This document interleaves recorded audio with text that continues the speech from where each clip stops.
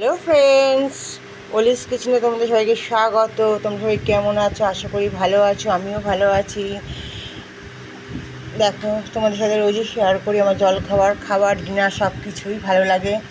তোমরা আমাকে সাপোর্ট করো, ভালো করে পাশে থেকো, সাথে থেকো। আমার যারা নতুন দেখছি চ্যানেলটি সাবস্ক্রাইব করে দিও প্লিজ। দেখো, আজকে সকালে জলখাবারে কিনে এলাম একদম গরম গরম ভাত, কাঁচা লঙ্কা, এদিকে পেঁয়াজ কুচি, এদিকে বেশি করে ঘি, আলু সেদ্ধ, ডিমের অমলেট, আর হচ্ছে পাঁপড় ভাজা। এই হচ্ছে আজকে আমার সকালে জলখাবার। আলু সেদ্ধটা আলাদা করে মাখিনি, ভাতের সাথে মেখেই খাবো।